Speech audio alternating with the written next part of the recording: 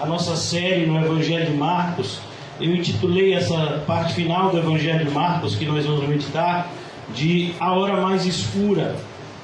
Essa é a hora mais escura. Não que o mundo que nós estejamos vivendo hoje não seja tão perverso quanto o mundo que Jesus viveu, mas a ideia é que a perversidade do homem atinge o seu ápice quando ele se atreve à loucura imensurável de matar a vida.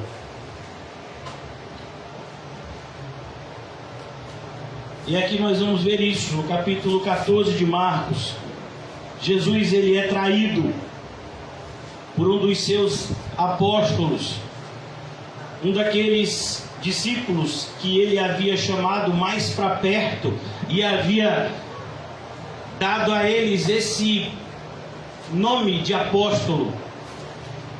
E um desses 12 o traiu por 30 moedas de prata.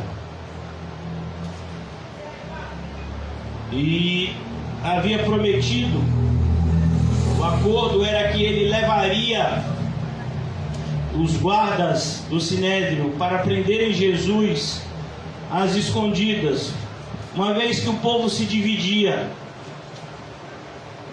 e eles não queriam alvoroço. Jesus, então, ele está agora num lugar que nós conhecemos bastante o nome, o Getsemane. Ele está orando e ele não está aqui com os 11 apóstolos, uma vez que Judas estava com os perversos que viriam prender Jesus dentro em breve. Dos 11 apóstolos, Jesus chamou 3 para estarem com ele nessa hora de sofrimento. E nós vimos, na última vez que meditamos no capítulo 14, como esses 3 não conseguiram sequer ficar acordados. E agora no versículo 38 eu quero retomar com vocês a partir de hoje. A gente já falou sobre isso, mas eu quero fazer a conexão justamente onde paramos, para que possamos iniciar a nossa caminhada de hoje. Esse versículo é Jesus olhando para Pedro, que não conseguiu vigiar sequer uma hora, e diz: vigiai e orai para que não entreis em tentação. Esse é um versículo que a gente tem que ter escrito sempre em um lugar visível na nossa casa. É bom que você, quando você deitar, você escrever ele no teto, para quando você dormir, você olhar: vigiai e orai. Quando você acordar, vigiai e orai. Bota na porta da geladeira. Quando você for atacar a geladeira de noite, vigiai e orai. Quem dirige carro, bota no volante. Quando alguém lhe der uma fechada, vigiai e orai. Bota na carteira, no papel. Quando a carteira estiver vazia, que você tiver para murmurar, vigiai e orai. Quando a carteira estiver cheia, que você for tirar dinheiro, para comprar alguma coisa, para esbanjar, vigiai e orai. Esse é um versículo que a gente tem que estar sempre em mente. Anos depois do acontecido aqui, esse homem que ouviu essa frase, o apóstolo Pedro, ele escreve uma carta e ele usa esse mesmo princípio para os cristãos da sua época. Ele diz: sede sóbrios e vigilantes. Ele estava dizendo o que para eles? Vigiar e orar. O mesmo Pedro que havia sido tentado, ele agora estava dizendo para a igreja que estava nascendo nos seus primeiros anos: olhe, sejam sóbrios e vigilantes, porque o nosso adversário está sempre ao derredor. E Jesus aqui diz: vigiai e orai para que não entreis em tentação. Perceba, a tentação é como uma porta que está sempre diante de nós e que nós temos que vigiar para não entrar por ela. Isso é dito desde o início da Bíblia. Eu não sei se vocês se lembram da conversa de Caim com Deus. Quem foi o pastor de Caim, por assim dizer? Deus. Imagine, e Caim foi um camarada gente boa? Caim não, meu filho, Caim era um assassino. E o pastor da igreja de Caim era o próprio Deus. Foi Deus que virou para Caim e disse: olha, o pecado está à tua porta. É a mesma linguagem que Jesus usa. Não entreis em tentação. O pecado está à porta. Cumpre a você e eu dominá-lo. Dizer para o pecado: olha, eu quero que você entre aqui não. Como um testemunho de Jeová que quer entrar na sua casa para ler aquelas revistas de sentinela, né? Sentinela que chama? E fazer aqueles estudos diabólicos que bater nessa... Aqui não, varão. Você quer um estudo bíblico, eu dou para você. Agora o seu eu não quero receber não. Porque o seu não é bíblico. Então vigiai e orai, para que não entreis em tentação. O Espírito, na verdade, está pronto. Que Espírito é esse? O Espírito Santo da promessa: derramarei copiosamente o meu Espírito sobre toda a carne. Nós recebemos o Espírito Santo de Deus, e Ele nos capacita a cumprirmos a obra que fomos chamados. Mas existe um fator negativo nisso, que é a nossa carne, que ainda está viva. E Lutero, ele resumia esse pensamento aqui num princípio, né, em latim: simus justo ad peccato. Significa simultaneamente justo e pecador. Essa é a vida do cristão regenerado. Enquanto que o ímpio, enquanto que o não regenerado, enquanto que o religioso ou imoral aberto, ele tem uma única natureza, a natureza pecaminosa. Por mais que ele a esconda, mas ele só tem essa natureza. O cristão regenerado, ele tem uma dupla natureza.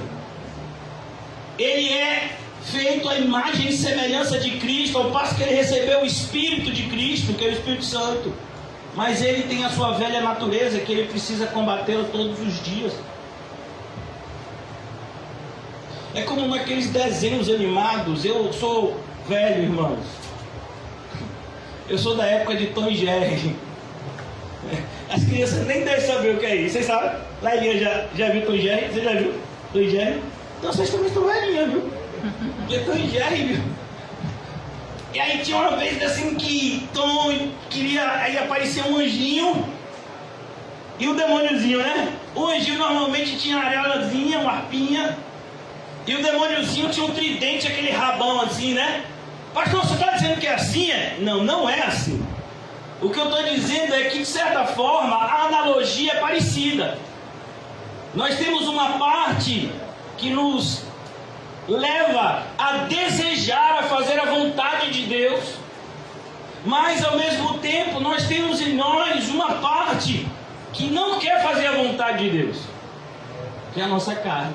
E há uma luta constante entre a carne e o Espírito, como Paulo descreve em Gálatas capítulo 5.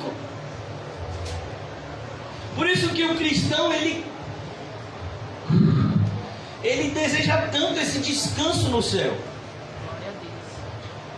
Uma vez perguntaram a um determinado cristão o que mais atraía ele no céu. Ele disse: olha, eu amo Jesus, de todo o coração eu quero muito ver Jesus. Mas uma das coisas que mais me atrai ao céu é que eu não vou ter mais que lutar contra o meu pecado lá. Porque só sabe como é duro lutar contra o pecado quem está lutando contra ele. Às vezes a pessoa olha para você, olha para mim e diz: ah, esses cristãos são tudo exagerados. Fica nesse negócio de pecado, de pecado. Não, não é assim não, rapaz. A gente vive uma vida normal, a gente vive uma vida tranquila. É claro que às vezes tem gente que faz coisa ruim, tem gente que faz coisa boa. Essa pessoa não faz a mínima ideia do que está acontecendo no mundo espiritual. Alguns dizem até que é uma espécie de vitimização do cristão. O cristão fica se vitimando, que está debaixo de uma luta espiritual que está sendo travada há milhares de anos, e que essa luta não existiria e que só estaria na mente dos cristãos malucos. Mas a gente sabe como existe essa luta. Só sabe quem vive ela. Aquele que não foi regenerado não sabe que luta é essa. Ele não sabe. Mas nós sabemos, pela graça, A carne é fraca, ela sempre vai ser. Não se iluda, a carne é fraca. É fraca no sentido de que a carne nunca estará apta a fazer a vontade de Deus. É como, por exemplo, qual é o problema da lei? O problema da lei não está na lei, porque a lei é perfeita, foi Deus que fez. O problema da lei estava no homem, que não tinha capacidade natural de obedecê-la.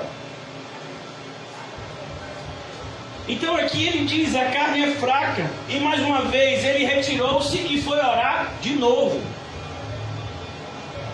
repetindo as mesmas palavras. Você percebeu? Não tem problema você orar pedindo a mesma coisa.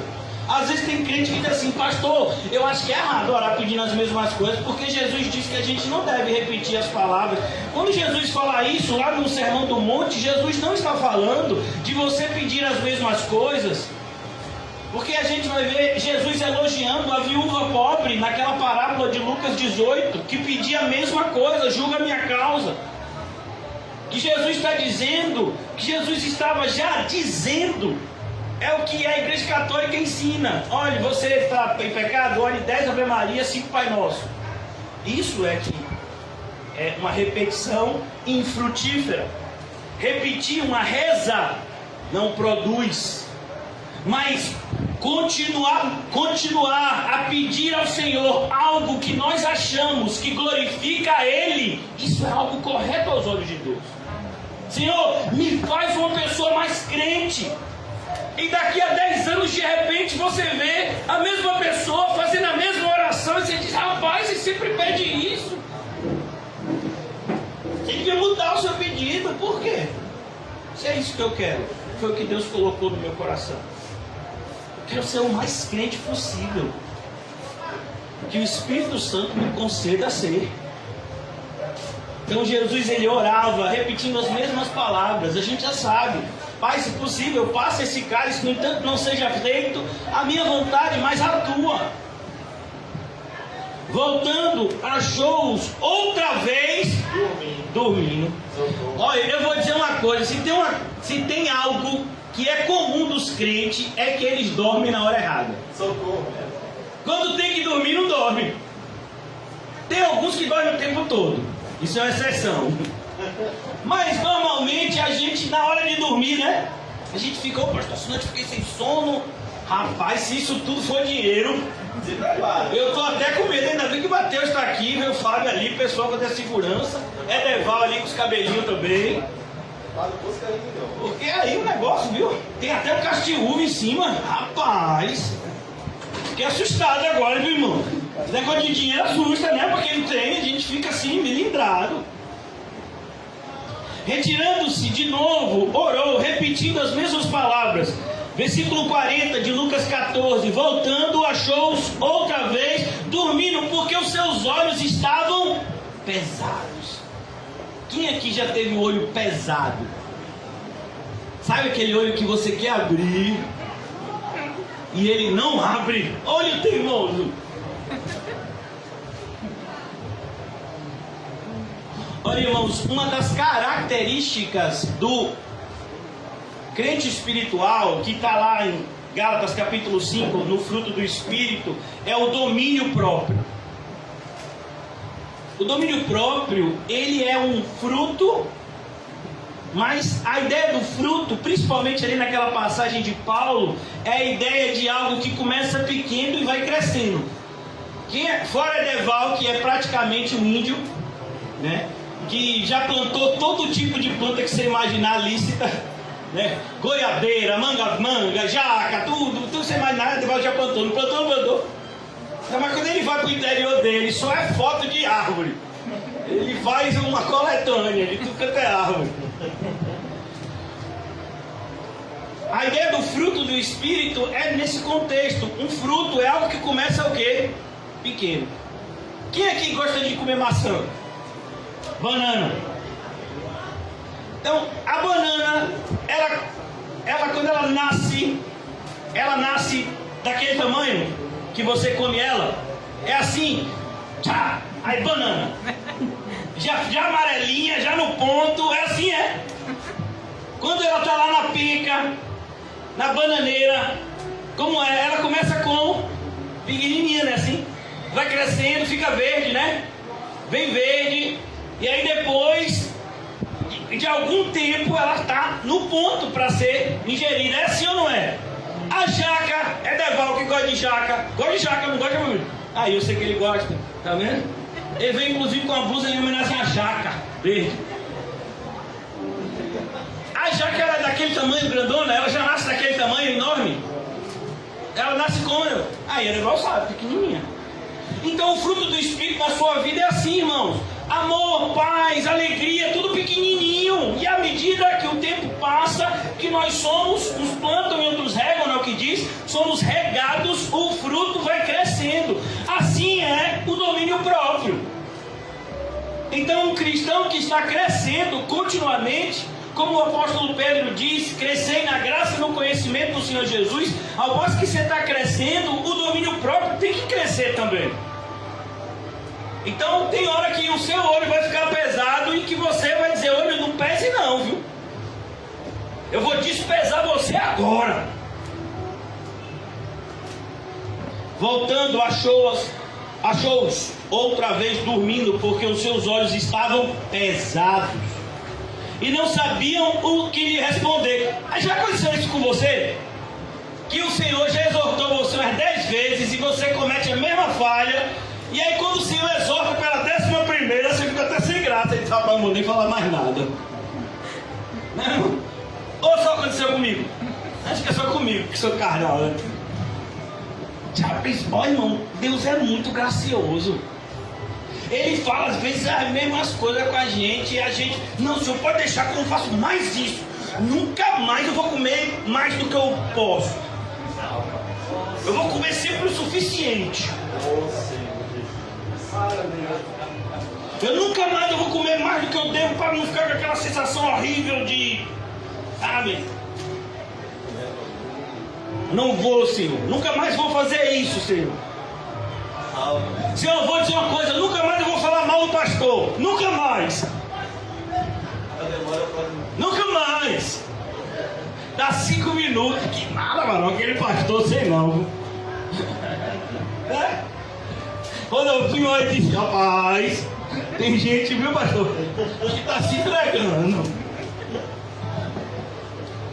Então, às vezes a gente, e isso, irmãos, eu quero que você entenda que um cristão verdadeiro comete isso. Nós estamos sendo o quê? Aperfeiçoados. O próprio apóstolo Paulo, já como um apóstolo, com uma comunhão com Cristo, assim, maravilhosa, ele diz, eu não julgo que tenha alcançado a perfeição. Então a gente tem que tomar cuidado, irmãos, porque todos os dias nós vamos ser tentados. Nesse sentido de estarmos... A ideia aqui, o princípio por trás dessa frase, não é o fato de somente eles estarem dormindo, é o fato de eles não... Porque o pecado não é que eles estavam dormindo, o pecado é que eles não estavam fazendo o que Jesus havia mandado. Jesus havia dito a eles o quê? Vigiai comigo. Dormir não é problema, dormir não é pecado. Mas a gente tem que entender que há um tempo específico. E se existe algo que essa geração moderna tem de todas as formas tentado agir na mente do cristão, é que a gente pode fazer o que quiser, a hora que quiser, que não vai ter problema nenhum. Então, por exemplo, tem crianças, aqui na igreja não acontece isso, porque se acontecer eu falo mesmo, que às vezes a pessoa está no meio do culto, o pastor está no meio do culto e a criança está jogando celular. Meu filho, se tiver algum filho de vocês que estiver jogando celular no meio do culto, eu vou dizer, pai, por favor, tome aí o celular do seu filho, porque a gente está no culto. A obrigação não é minha não, a obrigação é sua, pai, de ensinar para o seu filho que no culto a gente tem que honrar a Deus. Senão era melhor que ele não viesse. Então, mas é problema a criança brincar um pouco com determinados jogos que não são errados? Não, mas tem tempo para isso. Então a gente precisa aprender a se dominar, irmãos, porque senão a gente vai ser dominado. Se você não dominar-se, se você não aprender a dominar você mesmo, você vai ser dominado pelos seus desejos o tempo todo.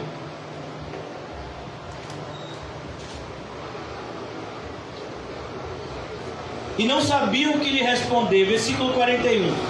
E veio pela terceira vez e lhes disse: ainda dormis e repousais? Meu Deus.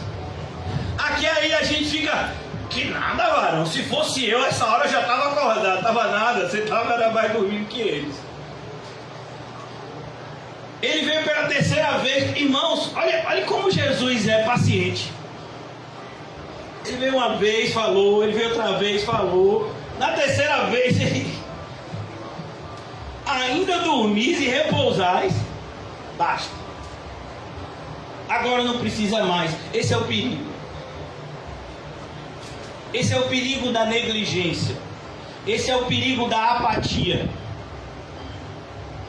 Porque às vezes, quando você tiver o desejo de fazer algo para Deus, Deus vai dizer: agora eu não quero mais. Obediência tardia é desobediência, irmão. Se Deus te diz para você fazer algo agora, e você diz: não, amanhã de manhã eu faço. Amanhã de manhã, quando você fizer, já é pecado. Não, mas eu estou fazendo o que Deus mandou eu fazer. Não, Deus te mandou fazer isso ontem. Ele não mandou você fazer isso hoje. A gente tem que tomar muito cuidado com isso, porque a gente acredita que o tempo está nas nossas mãos e que nós é que tomamos as decisões segundo a nossa própria conveniência. O mundo faz isso, mas como cristãos, a gente já anunciou. Morremos para o mundo e vivemos agora em Cristo. Não mais vivo eu, é Cristo quem vive em mim. Então quem é que deve tomar as decisões por nós? Cristo. Pela terceira vez: vocês ainda estão dormindo? Basta, chegou a hora. O Filho do Homem está sendo entregue nas mãos dos pecadores. Versículo 42. Levantai-vos e vamos. Eis que o traidor se aproxima. Olha que coisa, como Jesus sabe de tudo. Judas está achando que vai pegar Jesus de sobreaviso, desprevenido. Que talvez Judas estava pensando que seria como a noite anterior, que Jesus foi, orar e dormiu com os seus discípulos naquele local. Não, Jesus estava preparado para o que estava para acontecer. E olha que coisa interessante, irmão, se você prestar atenção, quando o apóstolo Paulo vai para Jerusalém e é preso, ele já estava preparado. Os cristãos da cidade anterior à chegada de Paulo em Jerusalém, eles avisam: ó Paulo, você vai ser preso, você vai sofrer muito. E Paulo diz: eu sei, essa é a vontade de Deus para mim, eu estou preparado. Com cristãos, irmãos, é importante que você saiba que você vive num mundo que te odeia. Eu deixei o carro hoje bem lá para baixo, porque não tinha vaga por aqui. E aí, à medida que eu passava, eu vi como o povo olhava para mim com raiva. Eu digo: rapaz, esse povo nem me conhece, me odeia. Ainda mais aqueles que estão bebendo mesmo, que olhavam para mim e ficavam com mais raiva ainda. Parece que a cerveja dele ficava, eu acho que quente, quando ele olhava para mim. E nada, esse homem passou aqui, minha cerveja ficou ruim. Isso é ser cristão. Não vou odiar você, meu filho, sem motivo algum. E parece que as coisas que estão acontecendo ao nosso redor estão pegando muitos cristãos desprevenidos. Como assim desprevenido? Já estava escrito. Por exemplo, o que está acontecendo aqui com Jesus já tinha sido escrito 700 anos antes. Já tinha sido escrito não somente por Isaías, mas por tantos outros profetas. Como ele seria traído, de que forma ele seria traído, como ele seria preso, por que ele seria julgado, como ele iria morrer, tudo já estava descrito. Mas a grande questão é que na maioria das vezes a gente não dá atenção. O irmão José falou sobre isso. A gente pode estudar 10 vezes seguida o livro do Apocalipse, mas se nós não estivermos, irmãos, vigiando e orando como está escrito aqui, a gente não vai estar entendendo o cenário que nos rodeia. Ah não, mas eu não entendo porque então agora era 8 horas Agora baixaram para 6 horas. Eu não estou entendendo por que isso. E disseram que o povo não pode beber, né? Oh, mas esqueceram de avisar para todo mundo aqui, né? Porque está todo mundo bebendo. Agora deixa a igreja ficar aberta mais do que o devido, para você ver se não vem logo uma autoridade aqui bater. Que alguma dessas pessoas que estavam bebendo reclamam, aquela igreja ainda está aberta, já passou a acontecer. Porque o mundo é assim, irmão. O mundo é assim. Não se iluda. Não crie falsas expectativas, mas esteja preparado para aquilo que está acontecendo e para aquilo que vai acontecer. Esteja preparado, esteja com a armadura de Deus. Deus não te deu uma armadura para ficar guardada no armário. Deus não te deu uma armadura, irmãos, como que uma fantasia. Não, Deus te deu uma armadura que representa os instrumentos necessários para que possamos combater o bom combate da fé e vencer. Porque o Senhor Jesus sempre nos conduz em triunfo. De maneira que um cristão fiel, é impossível que ele perca a batalha. Até quando ele morre, ele vence. E se ele viver, ele vence mais ainda. Como diria Blandina, uma mártir, uma mulher que foi martirizada, os primórdios da igreja.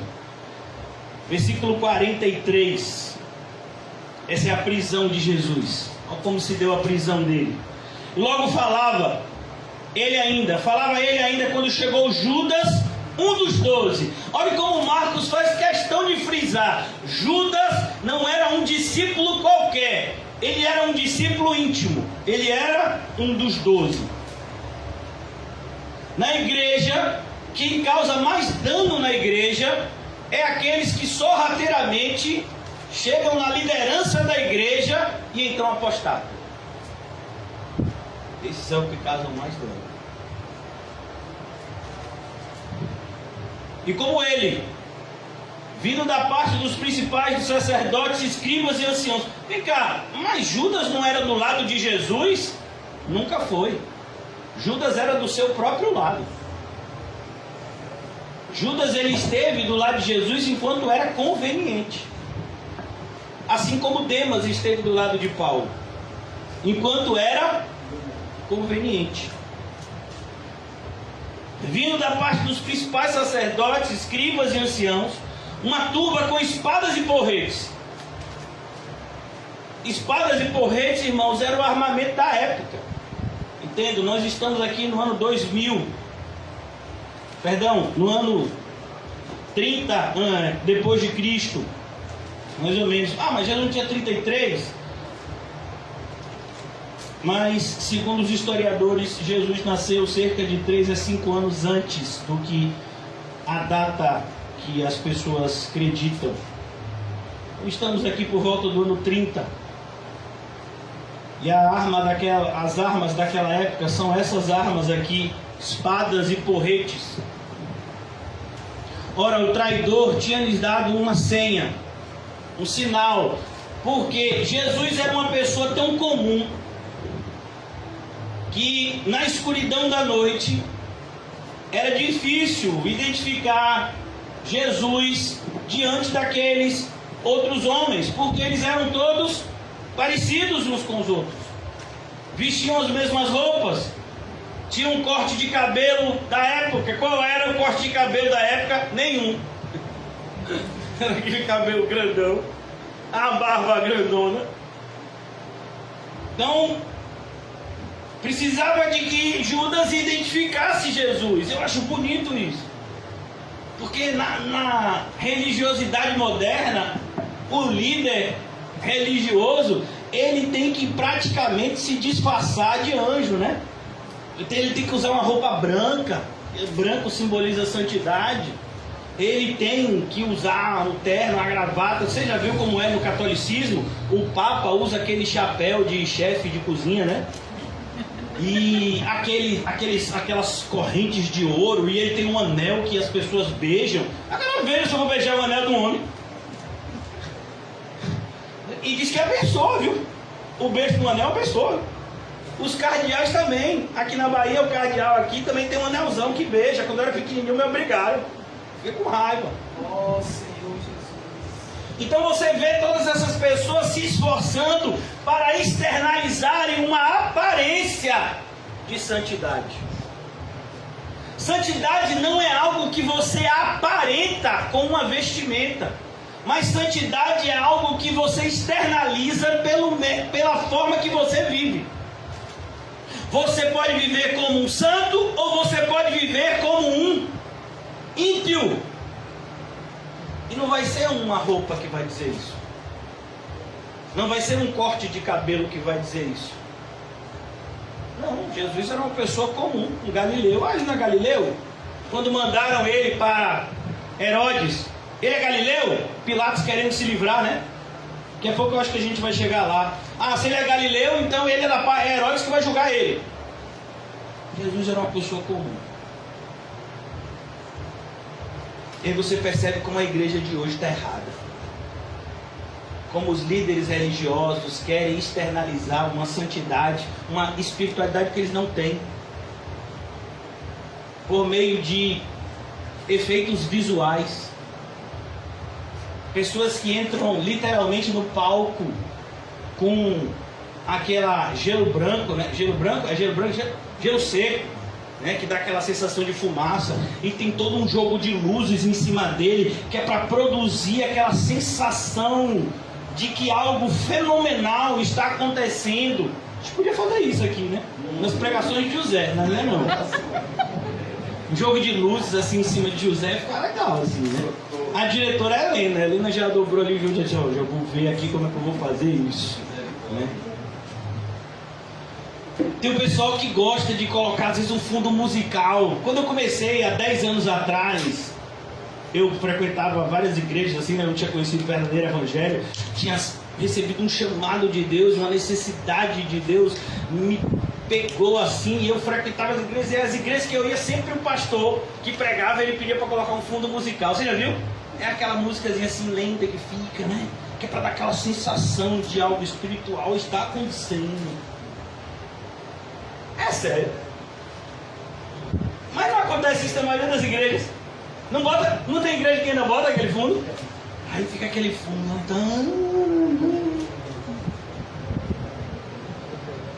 Tudo isso, irmãos, é a tentativa de produzir espiritualidade que não existe. E se não fosse perigoso, seria engraçado. O problema é que é perigoso. Porque quando você traz fogo estranho para a casa de Deus, Deus mata você. Se você acha que eu estou exagerando, você pergunta aos filhos de Arão como eles foram mortos, Nadab e Abiú, porque trouxeram fogo estranho para o altar. Então aqui você e eu, a gente não é ensinado a produzir uma espiritualidade que a gente não tem.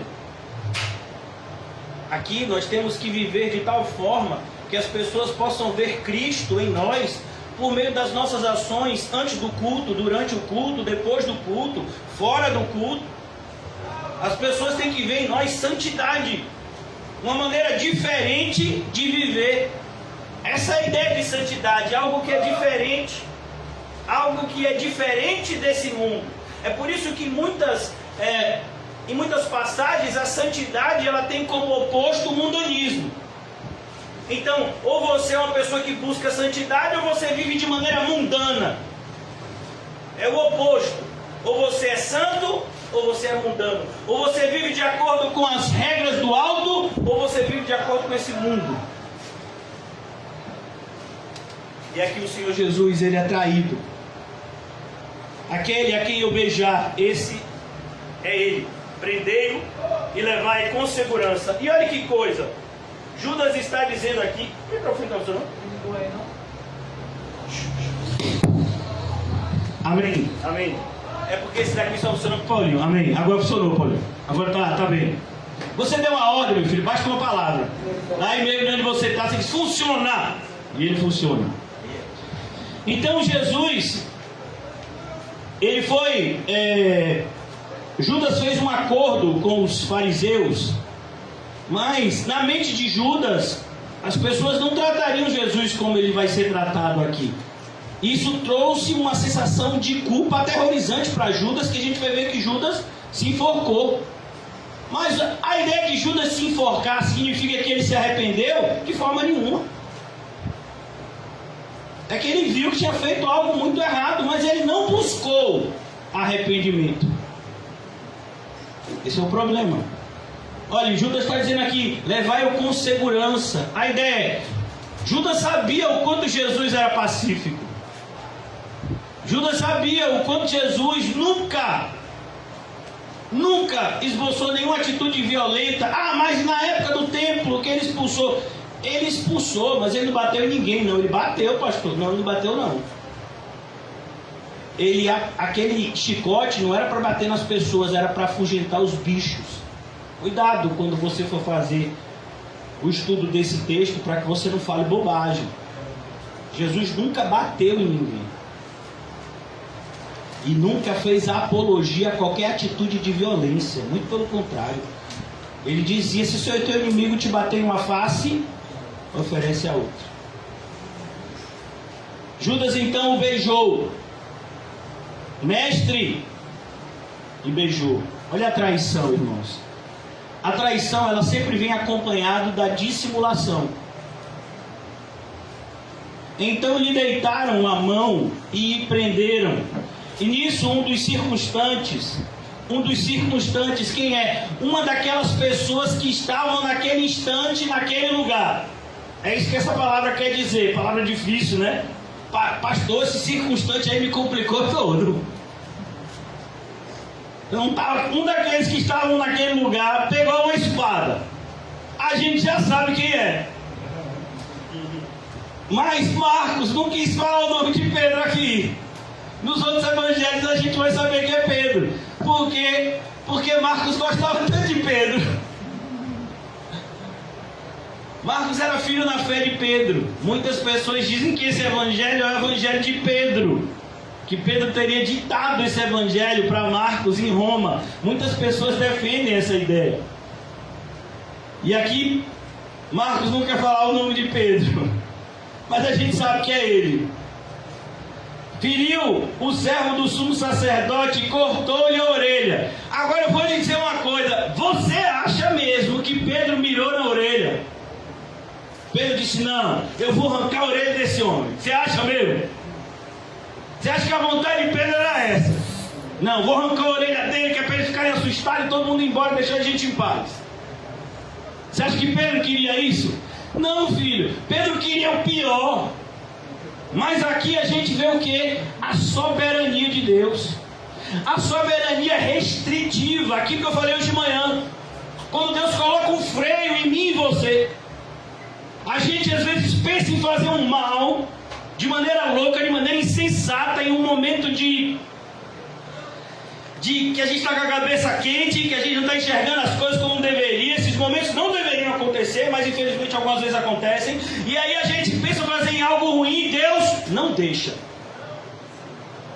Às vezes a gente pensa assim, não, se essa pessoa chegar hoje aqui, eu vou dizer tudo. Vai ser uma metralhadora, porque eu vou dizer tudo que ela tem que ouvir. Como é que ela pensa que eu fiz isso comigo? Aí aquela pessoa, você espera, ela não chega. Glória a Deus. Quando essa pessoa chega no outro dia, você ainda diz, Pai do Senhor.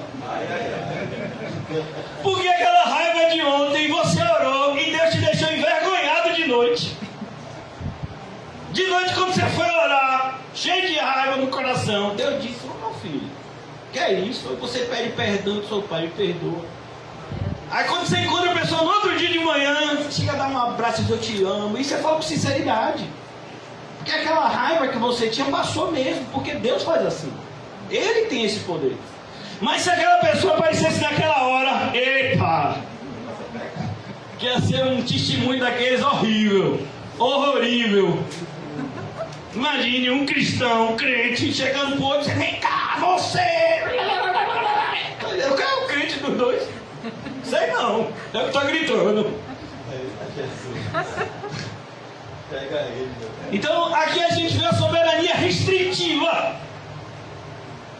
Pedro queria, na verdade, arrancar a cabeça do homem, mas Mas Jesus disse, não vou deixar, viu Pedro? Mas vou deixar você arrancar a orelha, que é para você ver a bobagem que você fez. Então, ele pegou e ele cortou a orelha.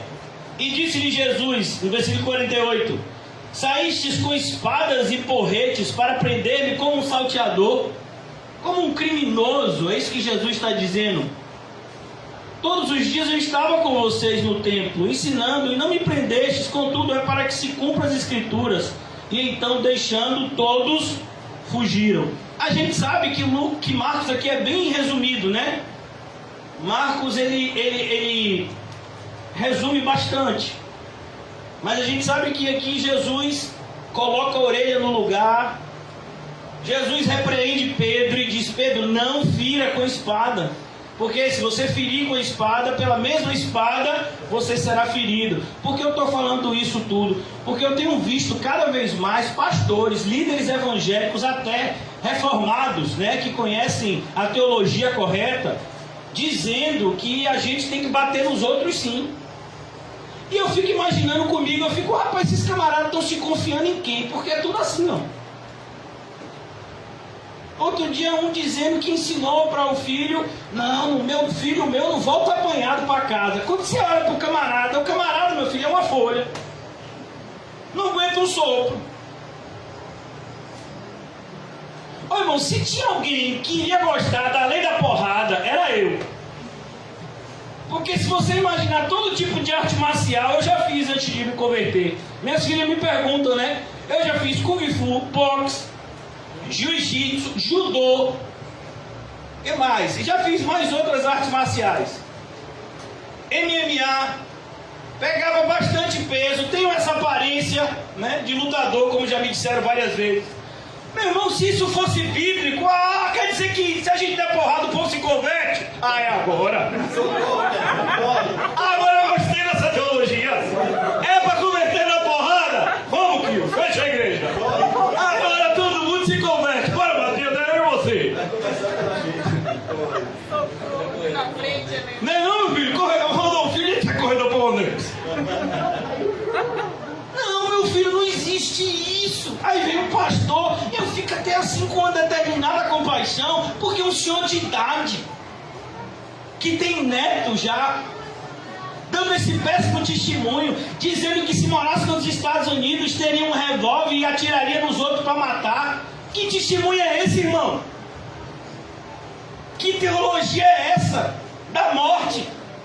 Que Jesus não ensinou para a gente. O que Jesus diz é, Pedro, não corte ninguém com espada, porque senão você também vai ser ferido por ela, Pedro. Em nenhuma parte do Novo Testamento você vai ver qualquer tipo de apologia à violência, a se pagar o mal com o mal. Mas esses pastores falsos mestres, eles não conseguem esconder a carnalidade. Agora você vê, é a soberania restritiva de Deus, porque é tudo assim, ó. É tudo assim ou assim, com a barriga de 5 metros. Esses dias eu encontrei um que falava mal de mim, que uma das pessoas da igreja foi congregar na igreja dele. Encontrei ele numa farmácia. Meu filho, quando me olhou, saiu correndo, pagou, se tremendo todo e foi embora. Eu digo assim, ficou com medo de mim por quê? Porque esse pessoal pensa que a gente é como eles. Agora tá eu só e você sozinho, não tem nenhum crente aqui. Vamos lá?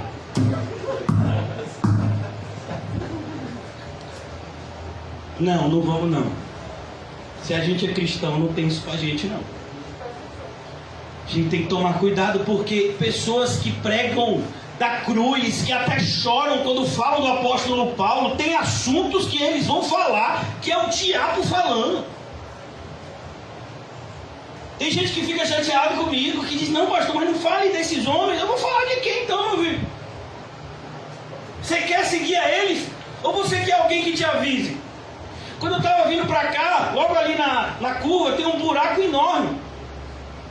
Um buraco enorme, não é só um buraquinho não, é um buraco fundo.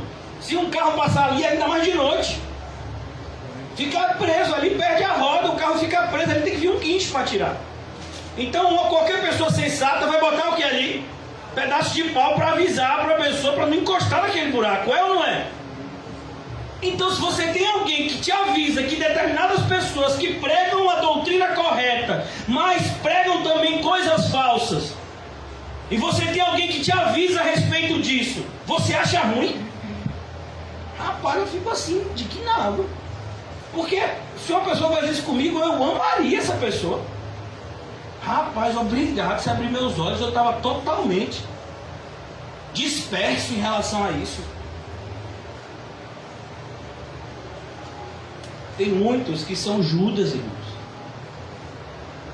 que vocês não estão percebendo.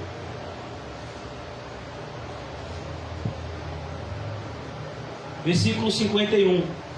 Depois de Jesus colocar a orelha no lugar, repreender a Pedro.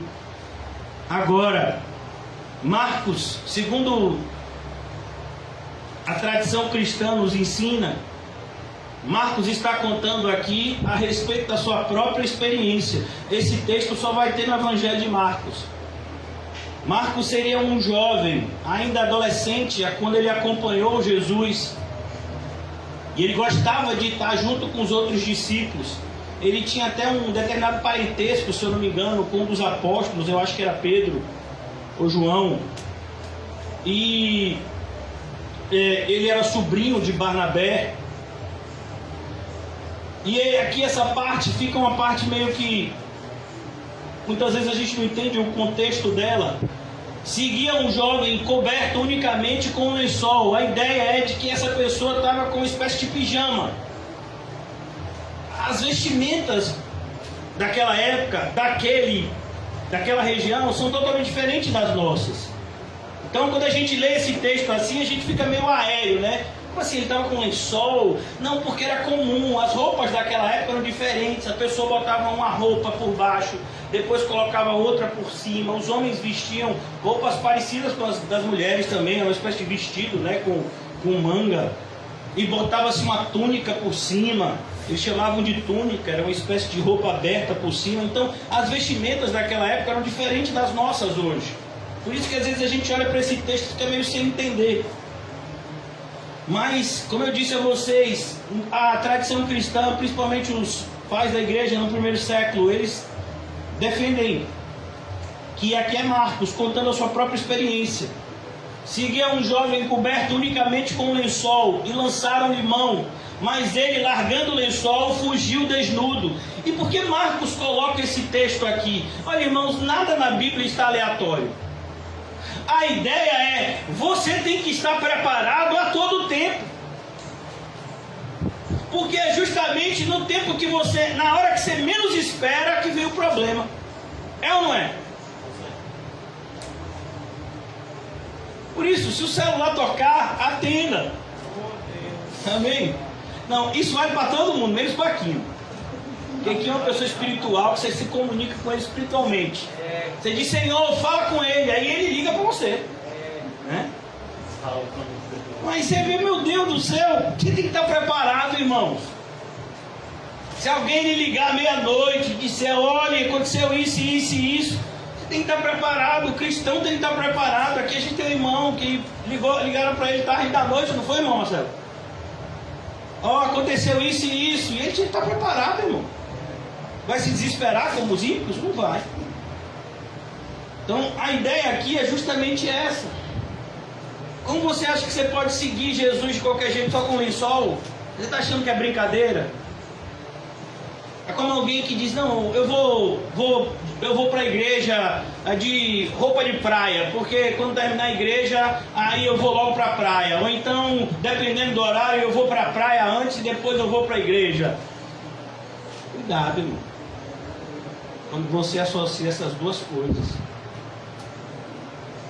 significa que você não possa fazer, mas você tem que tomar cuidado, porque o mundo espiritual está de olho. Ah, então quer dizer que você está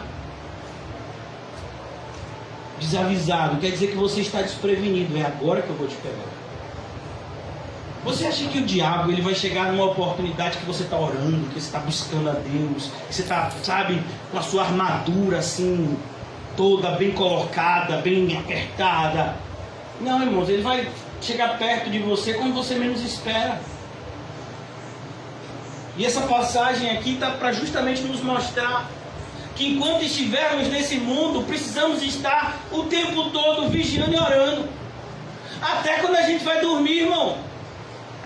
Olha, eu não sei se com vocês é assim, mas um dos piores momentos do meu dia é um pouco antes de dormir.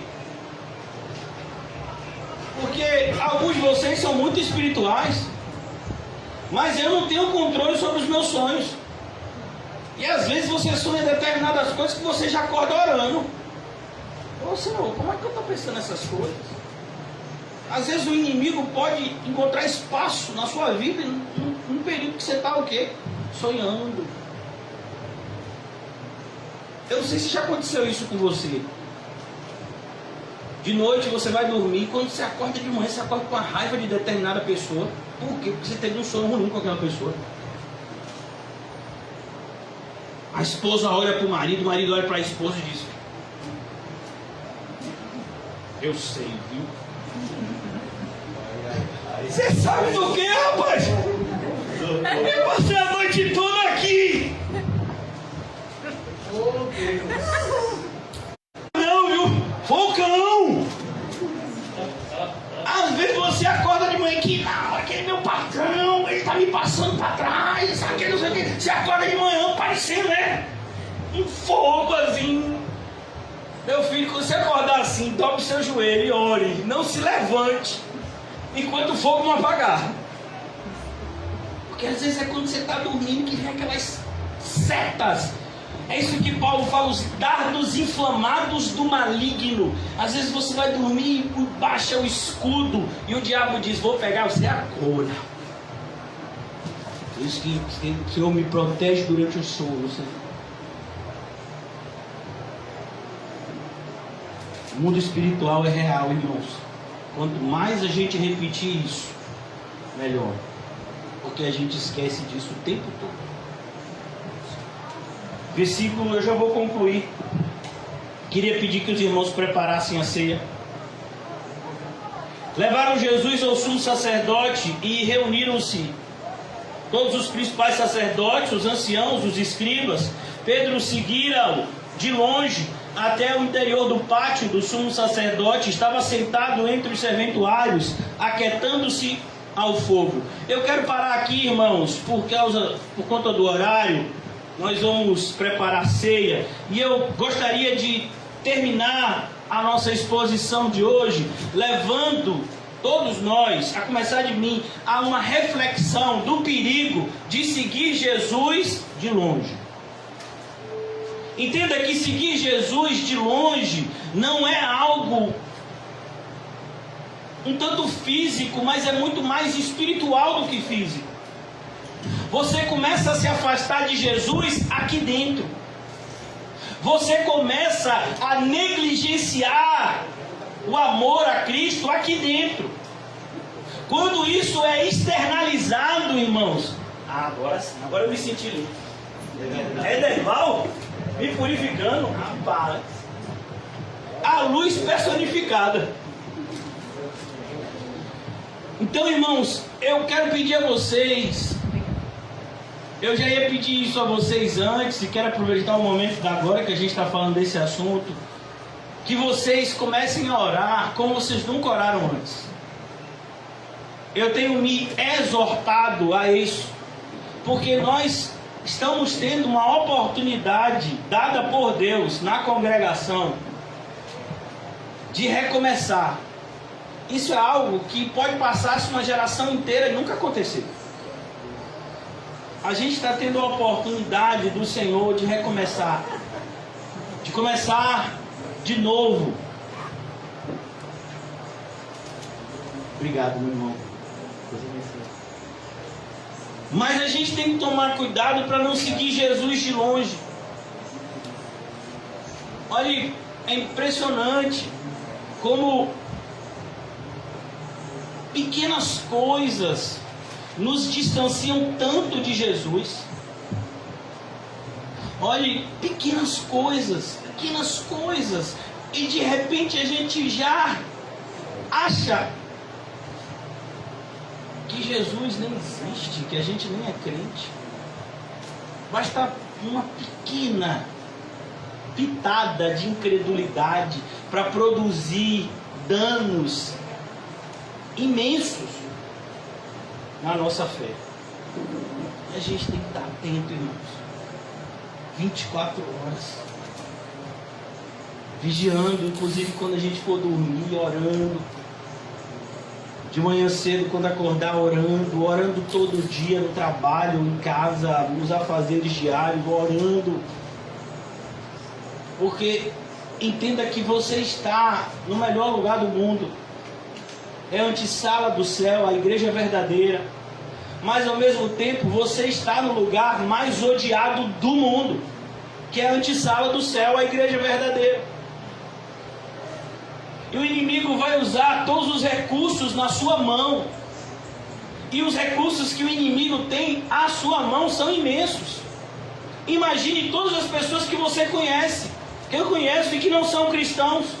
Todas elas estão no exército do inimigo. Imagine todas as nossas preocupações terrenas que temos naturalmente. O inimigo vai usar essas preocupações terrenas para tirar a nossa fé.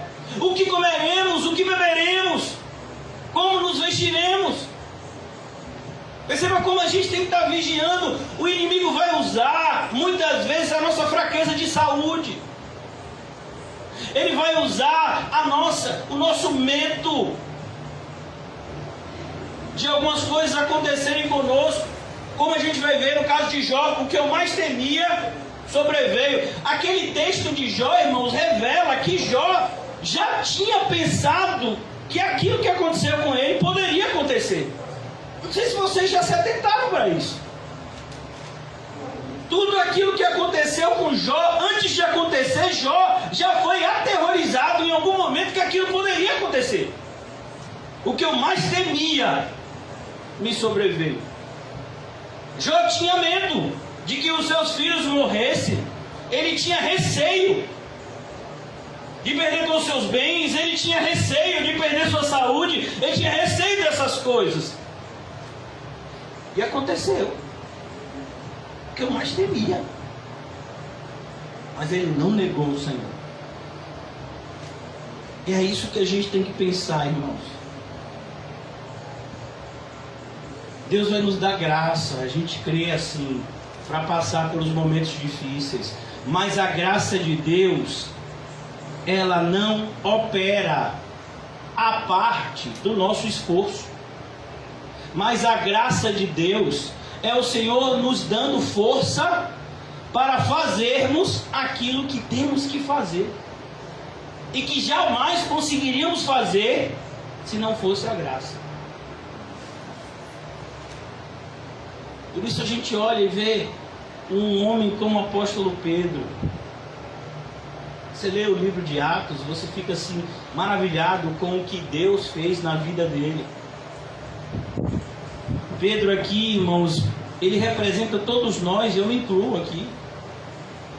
Às vezes a gente está machucado, a gente está magoado, a gente está meio que sem esperança em relação a algumas coisas, mas a gente diz, não, eu não vou deixar de seguir a Jesus. O próprio Pedro já havia dito, para quem nós iremos? Só o Senhor tem palavra de vida eterna. Então Pedro está seguindo Jesus, mas ele está seguindo de qualquer jeito, ele está seguindo de longe, e de longe não dá. Porque se a gente tentar seguir Jesus de longe, mais cedo ou mais tarde, a gente vai negar Ele e envergonhar o nome dEle. Por isso que Jesus exorta a igreja de Laodiceia e diz, olha, quem dera você fosse frio ou você fosse quente. Mas porque você é morna, eu vou te rejeitar. Mas Jesus avisa e diz, ó, eu ainda estou na porta batendo. Se você abrir, eu vou cear com você e você comigo. Eu posso ter comunhão com vocês, mas vocês têm que se arrepender. Vocês têm que estar perto de mim, a ponto de ouvirem a minha voz e me seguirem. Essa é a característica do meu povo, que são as minhas ovelhas. E é assim que a gente ceia, irmãos. A gente tem que ceiar com esse sentimento de um desejo interno, de que a gente quer seguir Jesus de perto, e que se a gente, pelo Espírito, identificar que isso não está acontecendo na nossa vida, a gente vai fazer de tudo para se retratar. O que está atrapalhando? Então eu vou tirar isso da minha vida o mais rápido possível, porque eu não vou deixar que nada roube a minha comunhão com o meu Jesus. É o meu Jesus, porque Ele é o meu Salvador. Eu acho bonito a maneira como determinados irmãos nossos do passado se referiam ao nosso Salvador bendito. Spurgeon, na maioria das vezes que ele iniciava o seu sermão, ele dizia: amados irmãos, eu quero falar a vocês hoje acerca do meu Jesus. O apóstolo Paulo diz que era o evangelho que ele havia apresentado, porque vocês podem ouvir outro tipo de evangelho aí, e não fui eu que apresentei a vocês. Esse evangelho que eu apresento a vocês, eu tenho responsabilidade, porque o Senhor me incumbiu de pregar ele. Mas um falso evangelho, a pessoa vem, determinada pessoa evangélico falou que se eu desse toda vez R$100 na igreja, no final do mês Deus ia me dar não sei quantos. Ô meu filho, isso não está no evangelho não. Não, mas a pessoa que me prometeu isso era um pastor também, igual a você. Igual a mim não era não. Ele podia se dizer pastor, mas não era pastor não. Como é que você está como é que se promete o que a Bíblia não promete? Jesus nunca disse que você te daria um dinheiro e que ele te daria mais dinheiro depois. É o que? É aplicação? Você aplica um determinado valor, é bolsa de valores? Quer dizer que ofertar na igreja virou agora uma espécie de mercado de ações? Não, quer dizer que você bota 100 e aí quando for daqui a um mês você recolhe 150. Olha, você teve um lucro de 50%. Esse investimento é muito bom. Daqui a pouco vai ter o pessoal da Bolsa de Valores querendo investir aqui. Por isso que a gente tem que ter cuidado. Você tem que ter intimidade com Jesus, a ponto de você falar, meu Jesus. Quando a gente vai falar com o nosso ente querido, a gente diz a esposa, o marido, ou diz o meu marido, falou assim comigo, o meu marido me trouxe um buquê de rosas. A irmã Juscelia, eu sempre tenho que pensar para acertar, porque tem Juscelia e Juscelia na mesma igreja, aí confunde o pastor. Fábio chegou do trabalho, trouxe um buquê de rosas com caixa de chocolate. É o meu marido. José, quando vai falar de maninha, não é qualquer maninha, é a minha maninha. É a minha. Não é, Rodolfinho? Rodolfinho tem uma maninha também, quando ele chega lá. É a Rodolfinho, é a mãe dele. Preparar comidinha para ele. Prepara ou não prepara? Aí, ó, tá vendo? Dá. Hã? Dá. Aí, olha aí. Não, o meu Senhor, o meu Salvador. Aquele que me comprou. Eu acho tão lindo, né? José fez doutorado nesse livro. Os irmãos já sabem qual é, Cantares. Já sabem qual é.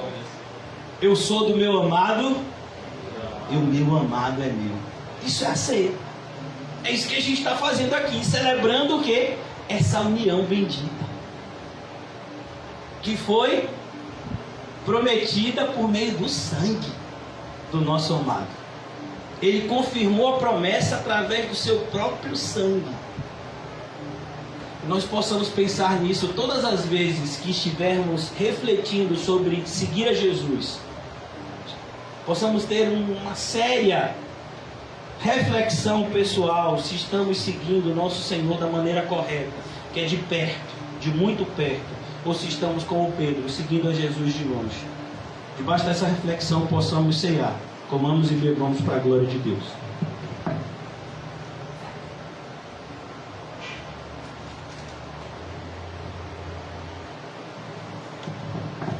Amado Pai, nós te agradecemos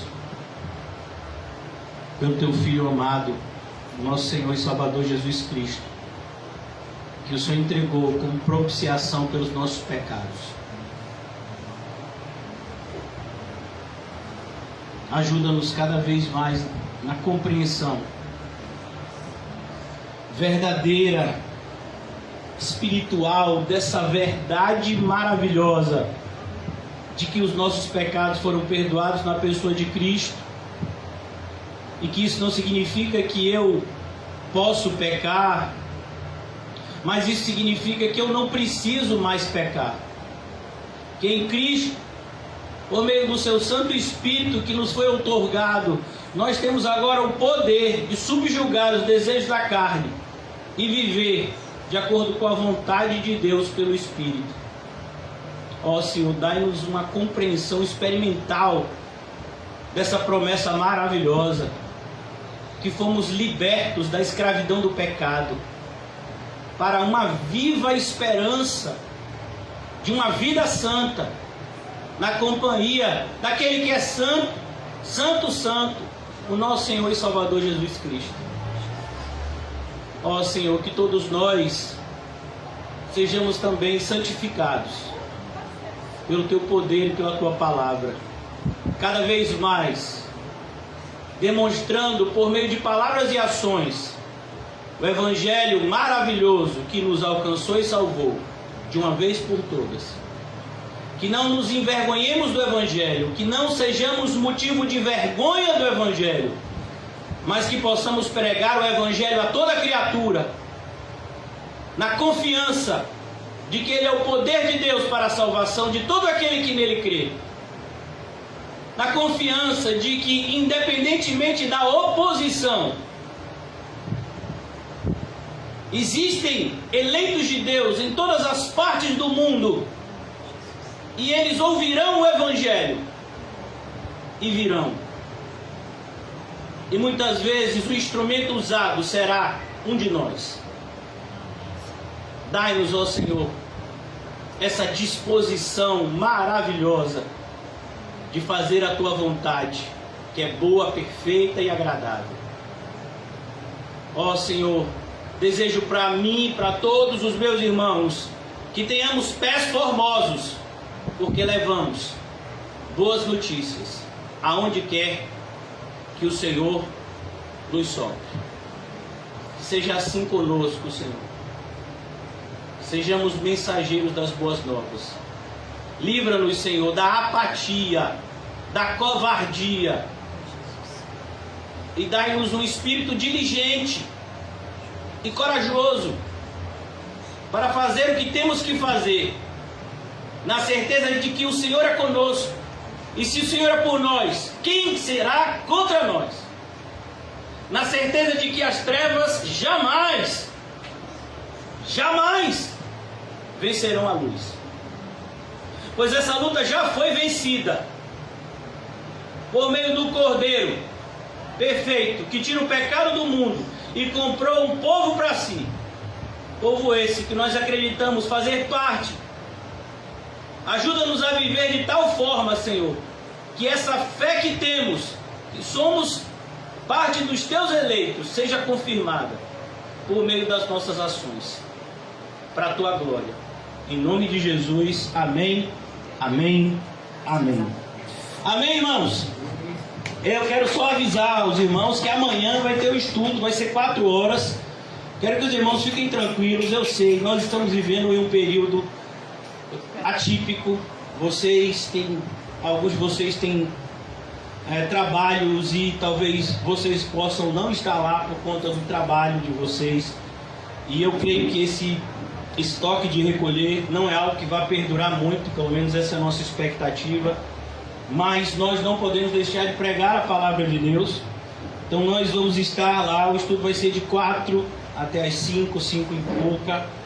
E a irmã Rita já me disse que o irmão Calmon vai estar lá, ela também vai estar lá, e vai ter o estudo, tá certo? Na terça-feira, 4 horas aqui também. Eu vou combinar ainda com o José, não sei se ele vai poder. Se ele não poder estar aqui, eu vou estar aqui pregando. Na sexta-feira também vai ser às 4 horas aqui, e no domingo, essa é a nossa novidade, vai ser aqui de manhã às 10 da manhã, porque a gente não vai ter mais encontro na Boca do Rio. Então agora nós não teremos mais 2 encontros no domingo, um pela manhã e um pela noite, mas vai ser um único encontro pela manhã às 10 da manhã. Todo mundo sabendo? A gente vai fazer uns horários bem bonitinhos. O irmão José já me mandou mensagem hoje. Pastor, a gente precisa fazer panfletos e panfletos. Né? E a gente vai fazer panfletos, a gente vai botar os horários no WhatsApp, no Facebook, né? Mas os irmãos já estão sobre aviso de que nós vamos estar às 4 horas da tarde durante a semana, nos nossos encontros, porque todos vocês foram informados que a partir da manhã o toque de recolher é a partir das 18 horas.